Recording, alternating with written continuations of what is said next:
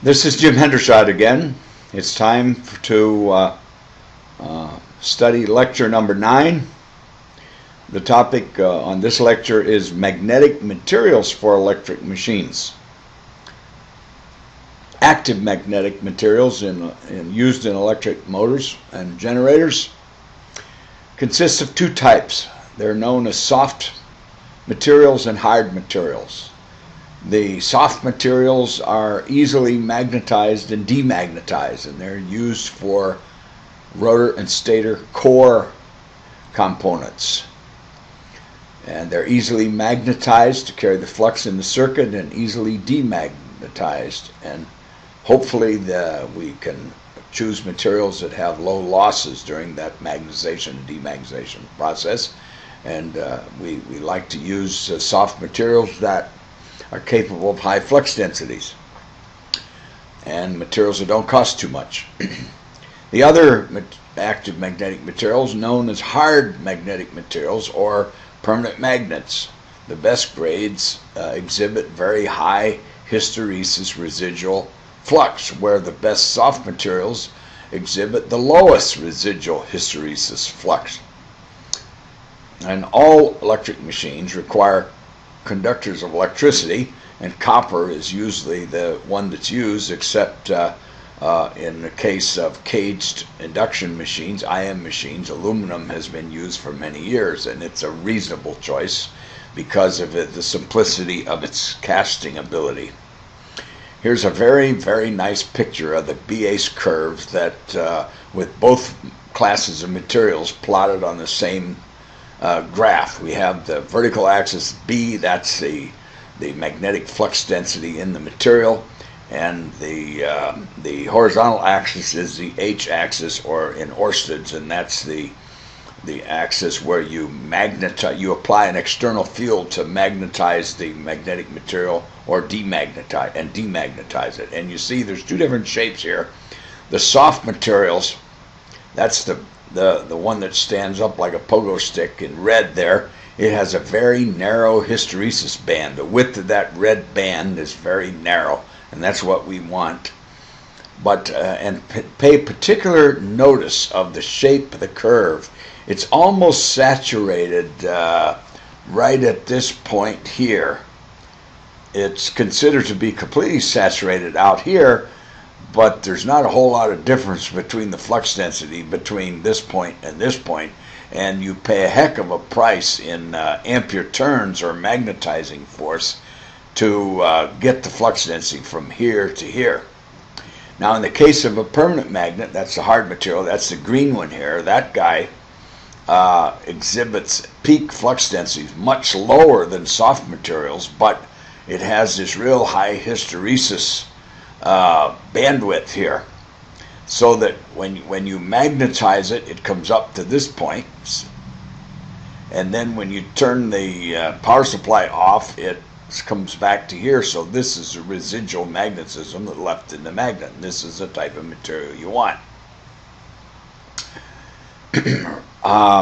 There's several forms of these soft materials. They come in sintered grades. That's fine, pure iron powder, very pure with all the carbon taken out. Carbon content in iron ore causes residual magnetism. So they use electric furnaces, very high quality control electric furnaces to make electrical steels out of iron ore, and they extract all the carbon out in very low percentage. So, and to reduce core losses, they add a little silicon back in. So the sintered grades are powder versions of those materials, and they can be shaped in complicated configurations and fired and cured in that state. And the punched iron materials are made from electrical steels that have been rolled out to thin, accurate gauge thicknesses. The most common ones are 25 gauge, 26 gauge, and 29 gauge, and these are 25 gauge is 20 I think that should be 24 gauge, not 25. But anyway, the 24 gauge is 25 thousandths thick, 26 gauge is 18.5 thousandths thick, and 29 gauge is 14 thousandths thick. Then you have, those are the oriented grades. Those are the non-oriented grades. This is backwards here. The M3 grades that are real thin, those are oriented grades, and the M19 grades are non-oriented. That graph is backwards. I'll have to correct that. But there's also a class of materials, amorphous materials, trade name known as met glass, and these have very low core losses, but their maximum flux density is quite low. They run around 1.5 Tesla instead of 2 Tesla, 2.1 Tesla like the other grades there. Here's a kind of a summary of the different materials. Here's pure iron that is used in sintered parts in this picture here. These two pictures here are pictures of sintered pole pieces. This one has coils wrapped around it. So these are sintered pole pieces that are replaced laminations. You put a bunch of these together to make a stator. Then there's silicon iron, phosphorus iron, and nickel iron, and all of these grades are available by a company called Höganäs, and they make these powdered materials that can be sintered into these shapes. Here's an example of an actual stator that's been sintered out of a trade name material called Solaloy, and it's made by this Höganäs, a Swedish company. Here's a BH curve, a magnetization curve of an example of the Somaloy, the blue line here, and the red one compares it with 29 gauge silicon steel lamination. You can see it takes more ampere turns, amps per meter, takes more electrical power to magnetize this Somaloy material, but it gets up to a pretty decent flux density. The silicon steel takes less energy to magnetize it, so that's significant for a brushless or for an induction motor maybe, but not so important for a permanent magnet motor because it's magnetized from the magnet flux, not electromagnetic flux. There are ASTM versus IEC standards for gauges and core losses. Here's a summary of those. The IEC gauges are 35 millimeter, half a millimeter, and 0.65 millimeter, and the closest to those gauges we have in the United States are 14 thousandths, 18.5 thousandths, and 25 thousandths.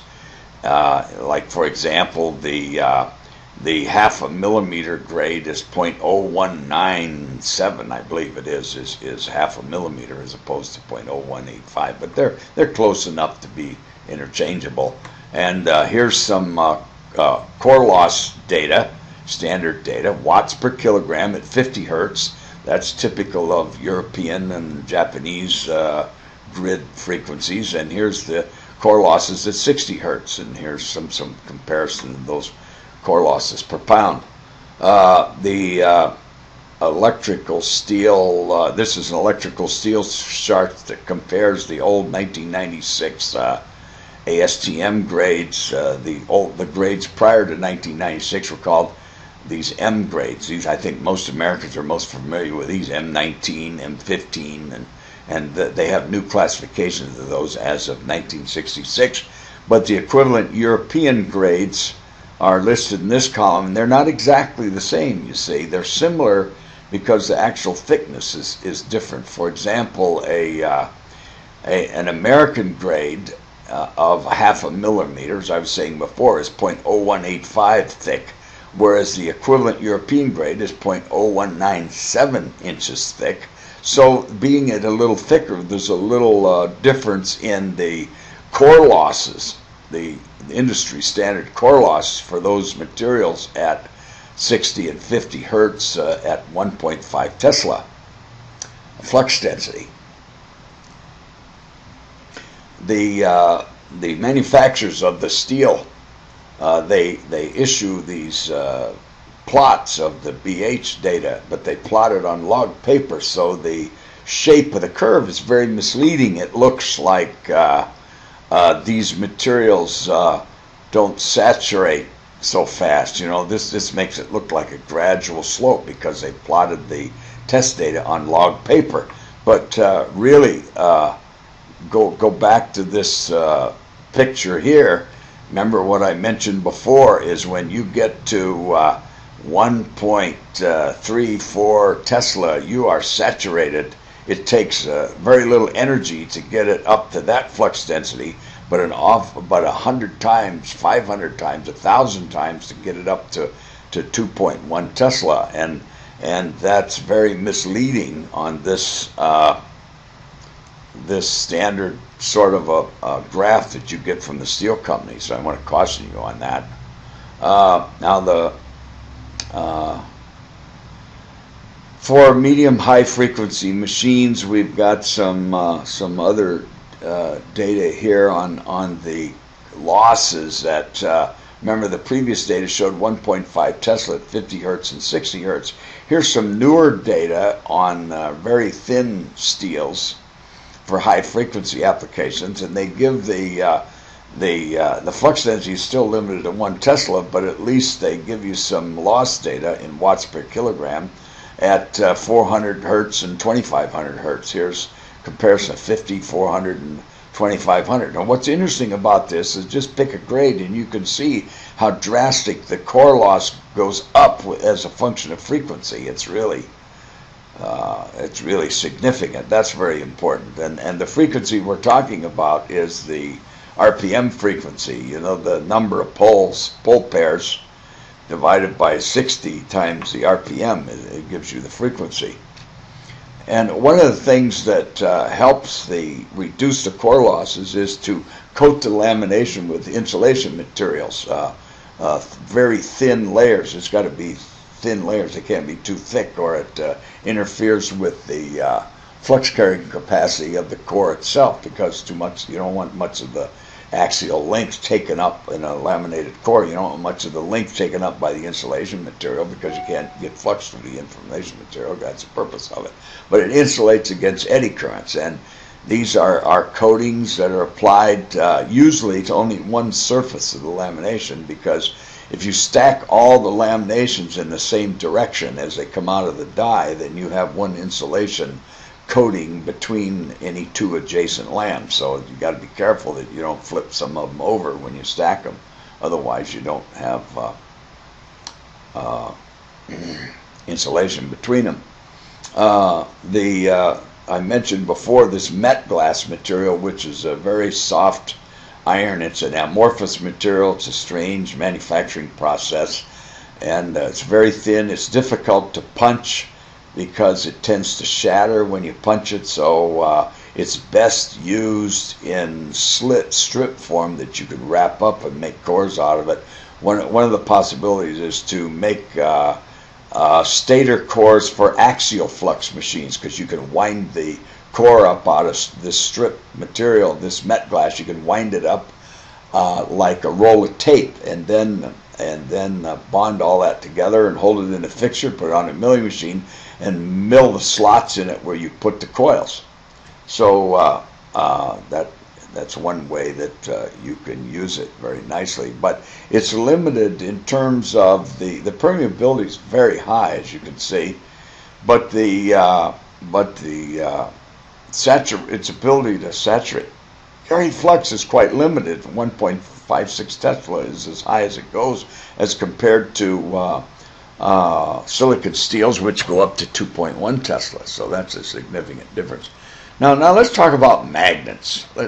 We've talked enough about soft materials. Let's talk about hard materials. And so I'm showing you a picture of a magnet. And a magnet's a hard material in that once you magnetize it, it has a residual flux, and of course there's polarity associated with magnetization, as there is with soft materials.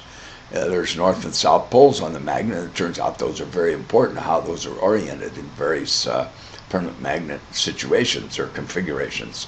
So there's different ways you can orient the when you make the magnet itself. A magnet consists of thousands, millions of tiny little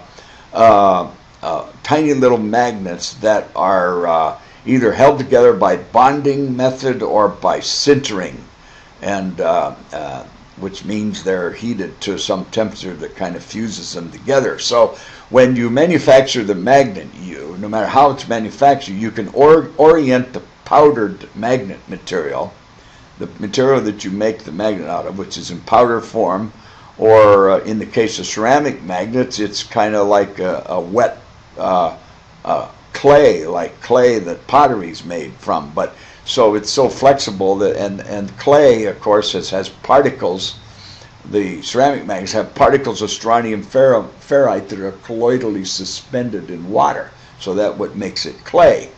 And so you could subject all of these magnets before they're fired in a magnetic field to orient all the little magnets, and it has a significant effect on how strong the magnet is. And you could do that radially, as you see on the left, or parallel, as you see on the right. And then when you magnetize it, you magnetize in the same direction it was oriented in, and you get the maximum flux density as possible. But I guess I got a slide out of place there. We're talking about losses, and we still have to talk about the losses in electrical steels here before we get to magnets. And the losses in magnets and steels are caused by DFT, changing magnetic fields, time rate of changes of magnetic fields. That causes eddy currents, that causes losses. And that's eddy current loss. Hysteresis losses are caused by reversing the polarity of the magnetization of a motor. And here's the hysteresis losses are calculated in watts, and here's the formula for calculating hysteresis losses. And this is a graphical picture of what eddy current losses are, so that's why you laminate, so that instead of having great big paths for eddy currents, you have tiny little paths, so the magnitude of the eddy current losses are lower when the paths are tiny. So this is how you calculate the eddy current losses. So the losses are a function of flux density and frequency, and the actual losses are they're different than linear. There's the total losses there's a eddy current contribution and a hysteresis contribution. Now we're back to permanent magnets. Sorry for that slide being out of place, but here's a summary of a lot of magnets. Ceramic grades, cast alnico, samarium, cobalt, and neodymium. This certainly isn't all of them, but it's good to put them all on one chart. So a maximum energy product, mega-Gauss Oersteds, you multiply the peak Oersteds and the peak Gauss numbers from the second quadrant BH curve. You multiply those together to get the biggest multiplier of those two values, and that's how they compare magnets. Years ago, that was important. You used to design the magnetic circuit and to operate at the maximum energy product, but you don't do that anymore. This next column, this is the residual flux density if the magnet is in a closed circuit with no air gap. That's the maximum flux density you can get off the surface of a magnet made with these grades. And the coercive force is its resistance or ability to be what it takes to demagnetize it. And then this final column, the most important one, is the working temperatures of these magnets. And that's certainly important because ceramics operate pretty well at high temperatures. They're not so good at low temperatures, but they're very good at high temperatures. Samarium cobalt's fantastic at high temperatures. The highest temperature magnet we know is 550 degrees C. That's a samarium cobalt 2-17 magnet. It's only made by one company as far as I know. But neodymium magnets have very poor temperature characteristics and operating. Here's a list of the neodymium grades, and this suffix here defines the maximum working temperature. So this EH grade will operate at 200 degrees C, but it's reduced flux there, and it's very expensive. So you have to be very careful in using these neodymium magnets. Here's a plot of the BH curves that puts some of them on the same curve. I have several of these. The Alnico BH curve looks like this. It has very high residual flux density, but very low coercivity, resistance to demagnetization. Some of the ceramic magnets have been around for years. Ferrite magnets made of strontium ferrite. They have pretty good performance, but low flux density compared to the Alnico. Then in here you have the samarium cobalt magnet is this one. They're all in that range, right around 1 Tesla, a little over Tesla. High temperature ones 0.9 Tesla. And then you have the rest of these. These two are bonded neodymium boron iron MQ. That means magnet quench grade. That's it used to be a division of General Motors, but most of the sintered grades then come up here. As you can see, they produce high flux density. And by the way, all of these plots are at 20 degrees centigrade. We'll talk more about that in a minute. So we're comparing them all at 20 degrees centigrade. It gives you an idea of where these magnets are. Here is I think is very exciting and encouraging is a couple of companies, Hitachi and TDK, have both spent some research and developed some ceramic magnets. Notice the residual induction is 0.4 Tesla here. And those magnets are, I guess we should have a price. We almost should have a price on these. The ceramic magnets are real cheap. This one's real cheap. The bonded aren't too bad. The samarium cobalt and the neo, they're pretty expensive. Samarium is a little higher than neo, depending on what grade you get. But so two companies, TDK and Hitachi, have developed some new high performance ceramic grades, which I think is very impressive. This has a residual flux density at 20 degrees C of about 0.46 Tesla. Now, it's if you in a cold environment, it's even higher than that, but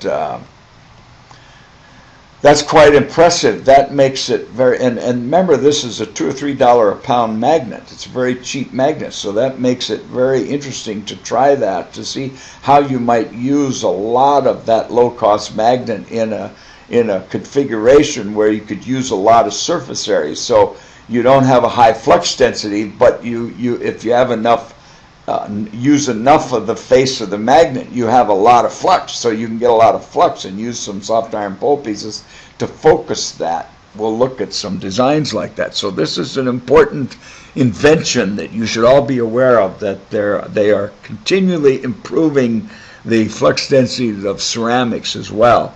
And this is a very significant improvement. It's over 10% improvement. I think it's fantastic, worth considering. And here's another summary of these of the various grades of magnets: the Alnicos, ceramics, and the bonded magnets, and the neodymium magnets. Here, I guess there's no samarium cobalt on this chart, but there's your energy products again, and the recoil permeabilities, of coercivity, and the remnant flux. Now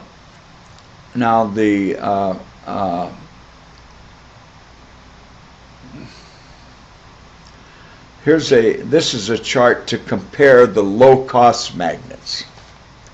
And this, I think this is important to a lot of motor designers these days with the cost of magnets going up. Here's our classic ceramic ferrite magnet here. And this is, I don't give you prices here, but the point is, you see where the performance are for low-cost magnets. You have injection molded neodymium that you can get this kind of performance of at 20 degrees C. And the compression molded neo grades, they get a higher density of magnet in the whole mix of the magnets. So you get higher flux density. That's 7,000 Gauss or 0.7 Tesla versus a little over 0.5, and over 0.4. With the new ceramic that runs up to 0.46, 0.47, and the difference in cost between ceramic and this bonded neo, there's no sense in using the bonded neo because you're paying 4 or 5 times the cost of the new grades of ceramic. I think that's important. Here's a list of all the grades, just for reference. We're not going to go over them, but here's a list of all the available grades of neodymium here. And you can see them, and you can look up to see what these suffixes mean in terms of temperature rating. Or it gives a temperature rating over here. Yeah, it gives them maximum energy product. There's 2 coercivities. There's the normal curve and the intrinsic curve, and we're going to discuss that in detail. And this is the residual flux, or the flux density at 20 degrees C with no air gap. So just for you. Now here's a picture of neodymium magnets. That's how they come. Most of you have seen those. They're sintered, and if they're not coated by the manufacturer, they're going to rust and your rotor's going to fail.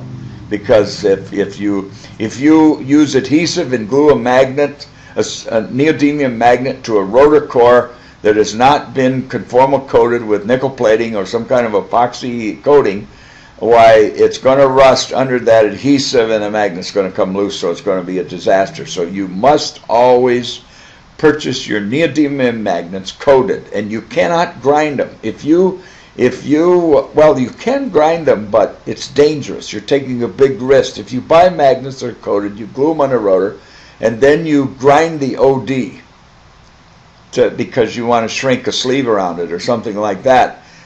You have to be awful careful that the corrosion doesn't start immediately during the process of grinding, or you're going to have a failure later. So that's critical. Here's a list of samarium cobalt grades, which and pay particular note of these maximum operating temperatures, very high here, and the other important thing is the loss in remnants, the loss in residual induction. These values here will drop on all these magnets as a function of temperature, and neodymium has the highest drop of the rare earths per degree C, and the samarium cobalts have the least drop per degree C. So that turns out that's a very important consideration as well. What this means is that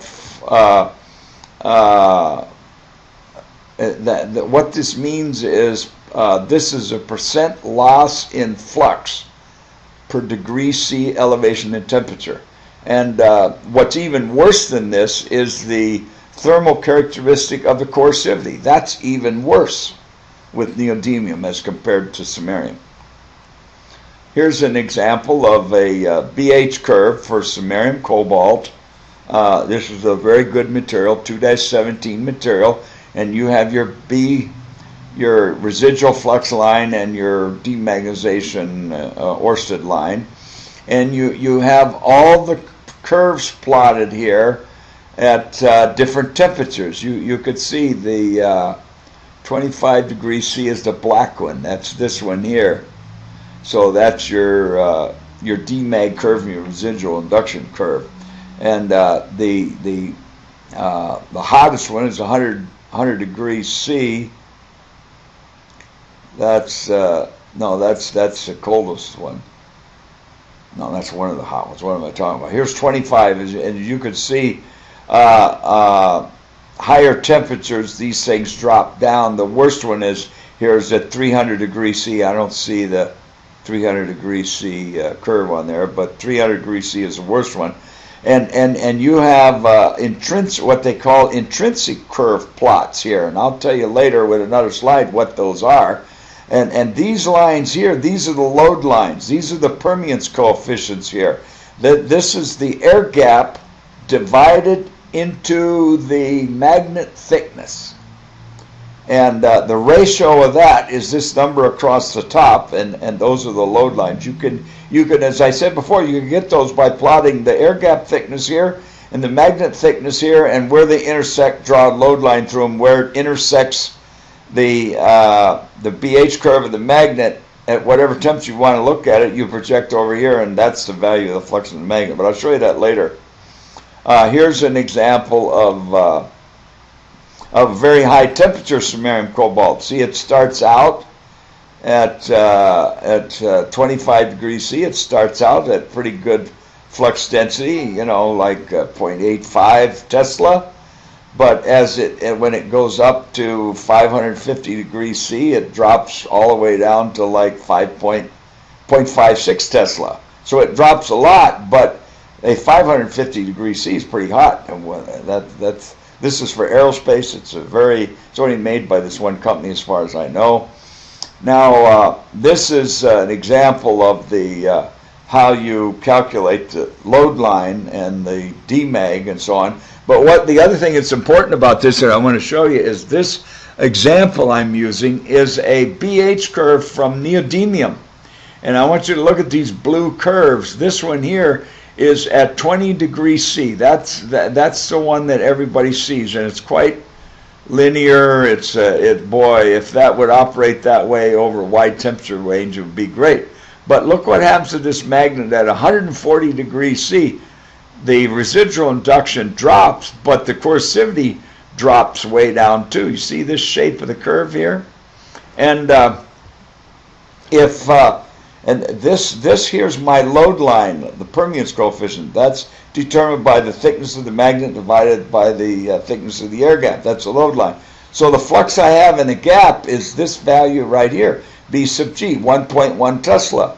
The closed circuit flux density is almost 1.4, but by the time I put an air gap in the circuit, it's dropped to 1.1. So that's the value I use to calculate the performance of the machine. But that's at 20 degrees C. What happens at some higher temperature? As you can see, it's going to at 140 degrees C, it intersects right here, and it would be like 1.0 something Tesla. But demagnetization, I take this load line and I move it this way, parallel. I move it over to the knee of the intrinsic curve. Okay, and let's say I want this to operate at 60 degrees C, so that's why I picked this. If I wanted to operate at 140 degrees, I'd have to pick the 140 degrees C curve, which is this, which means I'd move it over to there. And where that intersects this H-axis, I'm going to read Oersteds. I'm going to read Oersteds. You know, like for example, the Oersteds here is 557,042, and that at 7 kilo Oersteds, and that converts to 557,042 ampere turns per meter. So I take this value, I read this in Oersteds, convert it to ampere turns per meter, and I divide the magnetic circuit path length. That's a circuit through the rotor, through the rotor and through the magnet, the mean circuit length of the path where that magnet flux has to drive.